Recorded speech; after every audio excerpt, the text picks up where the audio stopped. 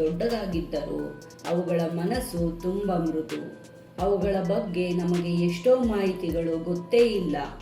ಈ ವಿಡಿಯೋದಲ್ಲಿ ಒಂದೆರಡು ಮಾಹಿತಿಯನ್ನು ನಿಮಗೆ ತಿಳಿಸಿಕೊಡುತ್ತಾ ಈ ಸರಣಿಯನ್ನು ಶುರು ಮಾಡೋಣ. ಫ್ರೆಂಡ್ಸ್, ಒಂದು ಆನೆ ಸತ್ತರೆ ಮನುಷ್ಯರಂತೆ ಇತರ ಆನೆಗಳು ಸತ್ತ ಆನೆಯ ದೇಹವನ್ನು ಮುಟ್ಟುತ್ತಾ ಶೋಕ ವ್ಯಕ್ತಪಡಿಸುತ್ತವೆ. ಆನೆಗಳ ಗುಂಪನ್ನು ಸಾಮಾನ್ಯವಾಗಿ ಹಿರಿಯ ಹೆಣ್ಣು ಆನೆ ಮುನ್ನಡೆಸುತ್ತದೆ. ಹಾಯ್ ಫ್ರೆಂಡ್ಸ್, ನಿಮಗೆಲ್ಲ ಪಲ್ಲವಿ ಪಯಣ ಚಾನಲ್ಗೆ ಸ್ವಾಗತ. ಸ್ನೇಹಿತರೆ, ಇದು ರೌಡಿ ರಂಗನ ಸರಣಿಯ 3ನೇ ಎಪಿಸೋಡ್. ಹಿಂದಿನ ವಿಡಿಯೋದಲ್ಲಿ ರೌಡಿ ರಂಗನ ಗುಂಪು ಹೇಗಿತ್ತು, ರಂಗನ ಸಂಗಡಿಗರು, ಗುಂಪಿನ ಆರ್ಭಟ, ಕಿತಾಪತಿಗಳು, ಗುಂಪಿನ ಅಂತ್ಯ ಎಲ್ಲದರ ಬಗ್ಗೆ ನೋಡಿದ್ದೇವೆ. ಹಾಗೆ ರೌಡಿ ರಂಗನಿಗೆ RX-100 ಬೈಕ್ ಸೌಂಡ್ ಏಕೆ ಆಗುತ್ತಿರಲಿಲ್ಲ ಅನ್ನೋದನ್ನು ಕೂಡ ತಿಳಿದುಕೊಂಡಿದ್ದೇವೆ. ಇಂದಿನ ಈ ವಿಡಿಯೋದಲ್ಲಿ ರೌಡಿ ರಂಗನನ್ನು ಸೆರೆ ಹಿಡಿಯೋಕೆ ಕಾರಣವೇನು, ರೌಡಿ ರಂಗನ ಸೆರೆ ಹಿಡಿಯುವ ಕಾರ್ಯಾಚರಣೆ ಹೇಗಿತ್ತು, ಅದರಲ್ಲಿ ಭಾಗವಹಿಸಿದ್ದ ಇತರ ಆನೆಗಳು ಯಾವುವು ಅಂತ ಡೀಟೇಲ್ ಆಗಿ ನೋಡ್ತಾ ಹೋಗೋಣ ಬನ್ನಿ. ಅದಕ್ಕೂ ಮುನ್ನ ನೀವಿನ್ನು ನಮ್ಮ ಚಾನಲ್ಗೆ ಸಬ್ಸ್ಕ್ರೈಬ್ ಆಗಿಲ್ಲ ಅಂದರೆ ಈಗಲೇ ಆಗಿ, ಹಾಗೆ ಪಕ್ಕದಲ್ಲಿರೋ ಬೆಲ್ ಐಕಾನ್ ಮೇಲೆ ಕ್ಲಿಕ್ ಮಾಡಲು ಮರೆಯಬೇಡಿ. ಮಾಗಡಿಯ ದಟ್ಟ ಅರಣ್ಯ ಇಲಾಖೆಯ ಜೀಪುಗಳು, ಸಶಸ್ತ್ರ ಪಡೆಗಳ ಸಂಚಾರ. ಸ್ನೇಹಿತರೆ, ದಶಕಗಳ ಕಾಲ ಅರಣ್ಯ ಇಲಾಖೆಗೆ ಸವಾಲು ಹಾಕಿದ್ದ, ಬೆಂಕಿಯ ಪಟಾಕಿಗಳನ್ನೇ ಕಾಲಿನಿಂದ ಚಿಮ್ಮಿಸುತ್ತಿದ್ದ ರೌಡಿ ರಂಗನನ್ನು ಕಟ್ಟಿ ಹಾಕುವುದು ಸುಲಭದ ಮಾತಾಗಿರಲಿಲ್ಲ. ಆದರೆ 2016ರ ಡಿಸೆಂಬರ್ ತಿಂಗಳಲ್ಲಿ ರಂಗನ ಸಾಮ್ರಾಜ್ಯಕ್ಕೆ ಅಂತ್ಯ ಹಾಡಲು ಮಾಸ್ಟರ್ ಪ್ಲಾನ್ ಸಿದ್ಧವಾಯಿತು. ಇದು ಅಂತಿಮ ಯುದ್ಧ. ಮುಂದಿನ 48 ಗಂಟೆಗಳ ಕಾಲ ಕಾಡಿನೊಳಗೆ ನಡೆದದ್ದೇನು, ರಂಗ ಅಷ್ಟು ಸುಲಭವಾಗಿ ಶರಣಾದನೆ? ಬನ್ನಿ, ರಂಗದ ಪ್ರತಿಕ್ಷಣದ ಮಾಹಿತಿಯನ್ನು ನೋಡೋಣ. ಸ್ನೇಹಿತರೆ, ಎಲ್ಲ ಕಾಡಾನೆಗಳನ್ನು ಅರಣ್ಯ ಇಲಾಖೆ ಸೆರೆ ಹಿಡಿಯಲ್ಲ. ಸೆರೆ ಹಿಡಿಯಲು ಗಂಭೀರ ಹಾಗೂ ಸ್ಪಷ್ಟ ಕಾರಣಗಳು ಬೇಕು. ಹಾಗಿದ್ರೆ ರೌಡಿ ರಂಗನನ್ನು ಹಿಡಿಯೋಕೆ ಕಾರಣಗಳನ್ನು ನೋಡೋದಾದ್ರೆ ಸಂಘರ್ಷದ ಆರಂಭ. ಸ್ನೇಹಿತರೆ, 2006ರಲ್ಲಿ ಬನ್ನರ್ಘಟ್ಟದ ಸಮೀಪ ರಂಗ ರೈತರೊಬ್ಬರ ಮೇಲೆ ಆಕ್ರಮಣ ಮಾಡಿತ್ತು. ಈ ಘಟನೆಯಲ್ಲಿ ರೈತ ಸಾವನ್ನಪ್ಪಿದ. ಈ ಘಟನೆ ನಂತರ ರಂಗ ಮೊದಲ ಬಾರಿಗೆ ದೊಡ್ಡ ಮಟ್ಟದಲ್ಲಿ ಸುದ್ದಿಯಾದ. ಇದು ಜನರಲ್ಲಿ ಭಯ ಹಾಗೂ ಸಿಟ್ಟಿಗೆ ಕಾರಣವಾಗಿತ್ತು. ರಂಗ ಮತ್ತು ಅವನ 11 ಆನೆಗಳ ತಂಡ ಬನ್ನರ್ಘಟ್ಟ, ರಾಗಿಹಳ್ಳಿ, ಕನಕಪುರ ರಸ್ತೆಯ ಕಗಲಿಪುರ, ಸಾವಂದುರ್ಗ ಅರಣ್ಯ ಪ್ರದೇಶ, ಮಾಗಡಿ ಸಮೀಪದ ಬಂಡರಕುಪ್ಪೆ ಮತ್ತು ನೆಲಮಂಗಲದವರೆಗೂ ಹರಡಿದ್ದ ಆನೆ ಕಾರಿಡಾರ್ನಲ್ಲಿ ನಿರಂತರವಾಗಿ ಕಾಣಿಸಿಕೊಳ್ಳುತ್ತಿತ್ತು. ಆರ್ಥಿಕ ನಷ್ಟ. ಇಂದಿನ ಎಪಿಸೋಡ್ನಲ್ಲಿ ಉಲ್ಲೇಖಿಸಿದ ಹಾಗೆ ಅರಣ್ಯ ಇಲಾಖೆಯ ಅಂಕಿಅಂಶಗಳ ಪ್ರಕಾರ ರಂಗನ ಈ ತಂಡ ಪ್ರತಿ ವರ್ಷ ಸುಮಾರು 1 ಕೋಟಿ ರೂಪಾಯಿ ಮೌಲ್ಯದ ಬೆಳೆ ಹಾನಿ ಮಾಡುತ್ತಿತ್ತು. ಇದು ಕೂಡ ರೈತರಿಗೆ ದೊಡ್ಡ ತಲೆನೋವಾಗಿತ್ತು. ಇದರಿಂದಾಗಿ ಇವನನ್ನು ಹಿಡಿಯೋದು ಅರಣ್ಯ ಇಲಾಖೆಗೆ ಅನಿವಾರ್ಯವಾಗಿತ್ತು. ರಂಗನ ಕಾಟಕ್ಕೆ ರೈತರು, ಜನರು ಸುಮ್ಮನೆ ಇರುತ್ತಿರಲಿಲ್ಲ. ಅವನನ್ನು ಓಡಿಸಲು, ಹೆದರಿಸಲು ದಾಳಿಗಳನ್ನು ಮಾಡುತ್ತಿದ್ದರು. ದೇಹದ ಮೇಲಿದ್ದ 100 ಗಾಯದ ಗುರುತುಗಳನ್ನು ಮನುಷ್ಯರು ಅವನ ಮೇಲೆ ನಡೆಸಿದ್ದ ದಾಳಿಗಳೇ ಸಾಕ್ಷಿಯಾಗಿದ್ದವು. ಅವನ ಚರ್ಮದ ಮೇಲೆ ಬಂದೂಕಿನ ಸಣ್ಣ ಗುಂಡಿನ ದಾಳಿ ಗುರುತುಗಳಿದ್ದವು. ಹಾಗೆ ಆಕ್ರೋಶಗೊಂಡಿದ್ದ ಗ್ರಾಮಸ್ಥರು ಇತ್ತೀಚೆಗೆ ಆ ಆನೆಯನ್ನು ಕೊಲ್ಲುವುದಾಗಿಯೂ ಬೆದರಿಕೆ ಹಾಕಿದ್ದರು. ಇದು ಕೂಡ ಅರಣ್ಯ ಇಲಾಖೆಗೆ ಆನೆಯನ್ನು ರಕ್ಷಿಸಲು ಅದನ್ನು ಹಿಡಿಯುವುದು ಅನಿವಾರ್ಯವಾಗಿತ್ತು.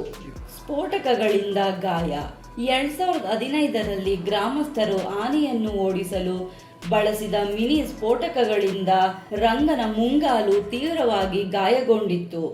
ಆ ಸಮಯದಲ್ಲಿ ಅರಣ್ಯ ಇಲಾಖೆಯು ಮಧ್ಯ ಪ್ರವೇಶಿಸಿ ಅವನಿಗೆ ಚಿಕಿತ್ಸೆ ನೀಡಲಾಯಿತು. ಅರಣ್ಯ ಇಲಾಖೆಯ ಅಧಿಕಾರಿಗಳ ಪ್ರಕಾರ ರೌಡಿ ರಂಗ ಮಾನವ ಆನೆ ಸಂಘರ್ಷದ ಒಂದು ವಿಷವರ್ತುಲಕ್ಕೆ ಸಿಲುಕಿದ್ದನು. ವರ್ಷಗಳಿಂದ ಮನುಷ್ಯರು ಅವನ ಮೇಲೆ ನಡೆಸಿದ ದಾಳಿಗಳಿಂದಾಗಿ ಮನುಷ್ಯರನ್ನು ಕಂಡರೆ ಅವನಿಗೆ ಅತಿಯಾದ ಸಿಟ್ಟು ಬರುತ್ತಿತ್ತು.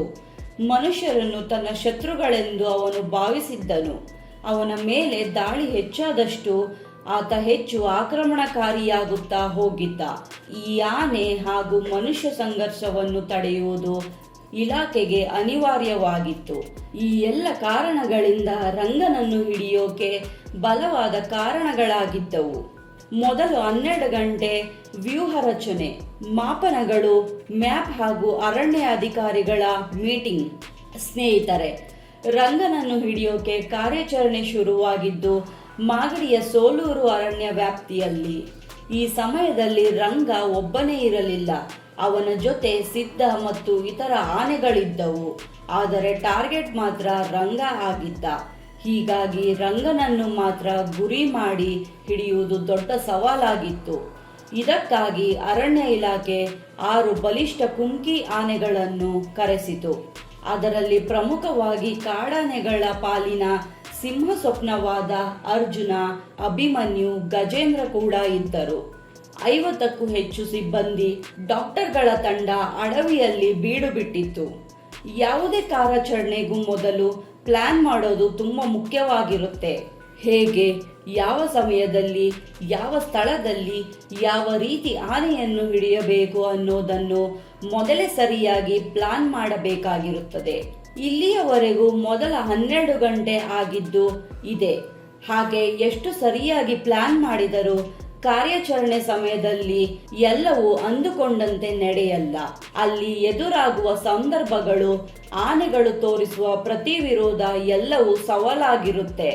ಬನ್ನಿ, ರಂಗನ ಕಾರ್ಯಾಚರಣೆ ಹೇಗಿತ್ತು ಅನ್ನೋದನ್ನು ನೋಡ್ತಾ ಹೋಗೋಣ. 24 ಗಂಟೆಗಳ ನಂತರ ಮೊದಲ ಪ್ರಯತ್ನ ಹಾಗೂ ರಂಗನ ಪ್ರತಿರೋಧ. ಕಾರ್ಯಾಚರಣೆಯ 2ನೇ ದಿನ. ಕಾರ್ಯಾಚರಣೆಯ ತಂಡ ಮುಂಜಾನೆಯೇ ರಂಗನನ್ನು ಪತ್ತೆ ಹಚ್ಚಿತು. ಆದರೆ ರಂಗನಿಗೆ ತನ್ನ ಸುತ್ತಲೂ ಸೈನ್ಯ ಮುತ್ತಿಗೆ ಹಾಕುತ್ತಿದೆ ಅನ್ನೋದು ಮೊದಲೇ ಗೊತ್ತಾಗಿತ್ತು. ಕುಮ್ಕಿ ಆನೆಗಳು ಅವನ ಹತ್ತಿರ ಹೋಗಲು ಯತ್ನಿಸಿದಾಗ ರಂಗ ತನ್ನ ಅಪ್ರತಿಮ ಶಕ್ತಿಯಿಂದ ಪ್ರತಿರೋಧ ತೋರುತ್ತಿದ್ದ.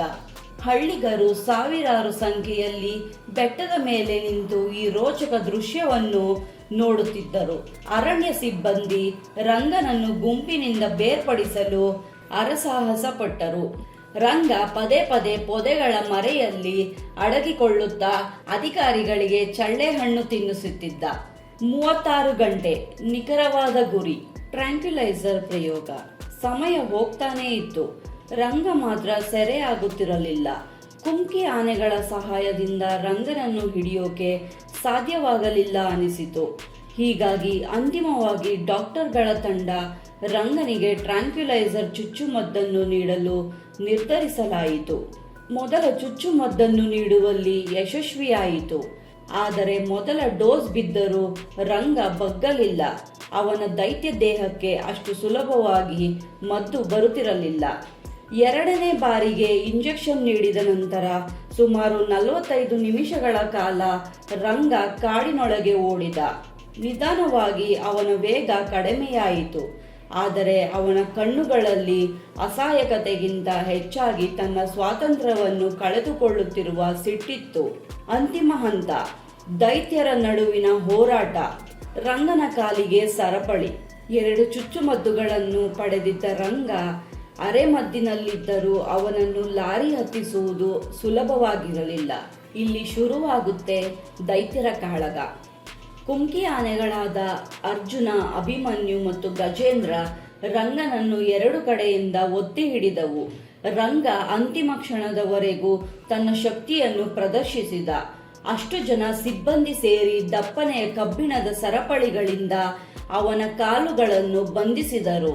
ದಶಕಗಳ ಕಾಲ ಕಾಡಿನ ರಾಜನಾಗಿದ್ದವನಿಗೆ ಅಂದು ಮೊದಲ ಬಾರಿಗೆ ಬೇಡಿ ಬಿತ್ತು. ಮಾಗಡಿಯ ಜನರು ಅಕ್ಷರಶಃ ಕಣ್ಣೀರಿಟ್ಟ ಕ್ಷಣವದು. ಕಾರ್ಯಾಚರಣೆಯ ಅಂತ್ಯ. ಹೊಸ ಜೀವನ. 48 ಗಂಟೆಗಳ ಸುದೀರ್ಘ ಹೋರಾಟದ ನಂತರ ರಂಗನನ್ನು ಬೃಹತ್ ಕ್ರೇನ್ ಸಹಾಯದಿಂದ ಲಾರಿಗೆ ಹತ್ತಿಸಲಾಯಿತು. ಅವನನ್ನು ಅಲ್ಲಿಂದ ನೇರವಾಗಿ ಬನ್ನರ್ಘಟ್ಟದ ಕ್ಯಾಂಪ್ಗೆ ಸ್ಥಳಾಂತರಿಸಲಾಯಿತು. ಅರಣ್ಯ ಇಲಾಖೆ ನೆಮ್ಮದಿಯ ನಿಟ್ಟುಸಿರು ಬಿಟ್ಟಿತು. ಆದರೆ ಕಾಡಿನ ಕಾರಿಡಾರ್ ಮಾತ್ರ ತನ್ನ ನೆಚ್ಚಿನ ನಾಯಕನನ್ನು ಕಳೆದುಕೊಂಡಿತು. ಶಿಬಿರದಲ್ಲಿ ರಂಗ ಹೊಸ ಜೀವನ ಆರಂಭಿಸಿದರೂ ಅವನ ಮನಸ್ಸು ಮಾತ್ರ ತನ್ನ ಹಳೆಯ ಸಾಮ್ರಾಜ್ಯವಾದ ಸಾವನದುರ್ಗ ಬೆಟ್ಟಗಳನ್ನೇ ಹಂಬಲಿಸುತ್ತಿತ್ತು. ಸ್ನೇಹಿತರೆ, ರೌಡಿ ರಂಗನ ಈ 48 ಗಂಟೆಗಳ ಆಪರೇಷನ್ ಇಂದಿಗೂ ಅರಣ್ಯ ಇಲಾಖೆಯ ಅತ್ಯಂತ ಕಠಿಣ ಕಾರ್ಯಾಚರಣೆಗಳನ್ನು ಒಂದಾಗಿ ಉಳಿದಿದೆ. ಸ್ನೇಹಿತರೆ, ಇಲ್ಲಿ ನಾವು ನಮ್ಮನ್ನೆಲ್ಲ ಅಗಲಿದ ಕರ್ನಾಟಕದ ಗಜರಾಜ ಅರ್ಜುನನನ್ನು ನೆನೆಯಲೇಬೇಕು. ಅರ್ಜುನನನ್ನು 1968ರಲ್ಲಿ ಕೊಡಗಿನ ಕಾಕನಕೋಟೆ ಅರಣ್ಯದಲ್ಲಿ ಕೆಡ್ಡ ಕಾರ್ಯಾಚರಣೆಯ ಮೂಲಕ ಸೆರೆ ಹಿಡಿಯಲಾಯಿತು. ಆರಂಭದಲ್ಲಿ ಸ್ವಲ್ಪ ಆಕ್ರಮಣಕಾರಿ ಸ್ವಭಾವ ಹೊಂದಿದ್ದರೂ ತರಬೇತಿಯ ನಂತರ ಅತ್ಯಂತ ಶಿಸ್ತು ಮತ್ತು ಬುದ್ಧಿವಂತ ಆನೆಯಾಗಿ ಬದಲಾಗಿದ್ದ. ಇತರ ಆನೆಗಳಿಗೆ ಹೋಲಿಸಿದರೆ ಅರ್ಜುನ ಎತ್ತರ ಮತ್ತು ಗಾಂಭೀರ್ಯ ಅಪ್ರತಿಮವಾಗಿತ್ತು. ಸುಮಾರು 8 ವರ್ಷಗಳ ಕಾಲ ಅತ್ಯಂತ ನಿರಾಯಸವಾಗಿ ಮೈಸೂರಿನ ಅರಮನೆಯಿಂದ ಬನ್ನಿ ಮಂಟಪದವರೆಗೆ ಅಂಬಾರಿ ಹೊತ್ತಿದ್ದನು. ಲಕ್ಷಾಂತರ ಜನರ ಸದ್ದುಗದ್ದಲ, ಪಟಾಕಿ ಅಬ್ಬರ ಹಾಗೂ ವಾದ್ಯಗೋಷ್ಠಿಗಳ ನಡುವೆಯೂ ಕಿಂಚಿತ್ತೂ ಅಳುಕದೆ ಹೆದರದೆ ನಡೆಯುತ್ತಿದ್ದ. ಅವನ ಧೈರ್ಯ ಮೆಚ್ಚುವಂಥದ್ದು. ಆಪರೇಷನ್ ಎಲಿಫೆಂಟ್ ಮಾಸ್ಟರ್ ಅರ್ಜುನ ಕೇವಲ ಉತ್ಸವದ ಆನೆಯಾಗಿರಲಿಲ್ಲ, ಆತ ಅರಣ್ಯ ಇಲಾಖೆಯ ಪಾಲಿಗೆ ರಕ್ಷಕನಾಗಿದ್ದ. ಯಾವುದೇ ಪುಂಡಾನೆ ಅಥವಾ ರೌಡಿ ಆನೆಗಳನ್ನು ಸೆರೆ ಹಿಡಿಯಬೇಕಾದರೆ ಅಧಿಕಾರಿಗಳು ಮೊದಲು ನೆನೆಯುತ್ತಿದ್ದುದು ಅರ್ಜುನನನ್ನು.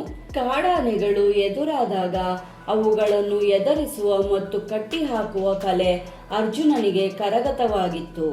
ಎಂತಹ ಆಕ್ರಮಣಕಾರಿ ಆನೆಯನ್ನು ತನ್ನ ಬಲದಿಂದ ಹತೋಟಿಗೆ ತರುತ್ತಿದ್ದನು. ವೀರಮರಣ ಆ ಕರಾಳ ದಿನ ಡಿಸೆಂಬರ್ 4, 2023 ಸಕಲೇಶಪುರದ ಬಾಳುಪೇಟೆ ಬಳಿ ನಡೆದ ಕಾಡಾನೆ ಸೆರೆ ಕಾರ್ಯಾಚರಣೆ ಅರ್ಜುನನ ಕೊನೆಯ ಹೋರಾಟವಾಯಿತು. ಕಾರ್ಯಾಚರಣೆಯ ವೇಳೆ ಮದವೇರಿದ ಕಾಡಾನೆಯೊಂದು ಅರ್ಜುನನ ಮೇಲೆ ತೀವ್ರವಾಗಿ ದಾಳಿ ಮಾಡಿತು. ಉಳಿದ ಕುಮ್ಕಿ ಆನೆಗಳು ಎದರಿ ಓಡಿದರು. ಅರ್ಜುನ ತನ್ನ ಮಾವುತನನ್ನು ರಕ್ಷಿಸಲು ಒಬ್ಬನೇ ಎದೆಯೊಡ್ಡಿ ನಿಂತನು. ಕಾಡಾನೆಯ ದಂತಗಳು ಅರ್ಜುನನ ಹೊಟ್ಟೆಗೆ ಆಳವಾಗಿ ಇಳಿದವು. ತೀವ್ರ ರಕ್ತಸ್ರಾವದಿಂದ ಅರ್ಜುನ ಅಲ್ಲಿಯೇ ಕುಸಿದು ಬಿದ್ದು ವೀರಮರಣವನ್ನಪ್ಪಿದನು. ಅಭಿಮಾನಿಗಳ ಪ್ರೀತಿ ಮತ್ತು ಸ್ಮಾರಕ ಅರ್ಜುನನ ಸಾವು ಇಡೀ ಕರ್ನಾಟಕವನ್ನೇ ಕಣ್ಣೀರಿಡಿಸಿತು. ಆತನ ಅಂತ್ಯಕ್ರಿಯೆಯನ್ನು ಸಕಲ ಸರ್ಕಾರಿ ಗೌರವಗಳೊಂದಿಗೆ ಮಾಡಲಾಯಿತು.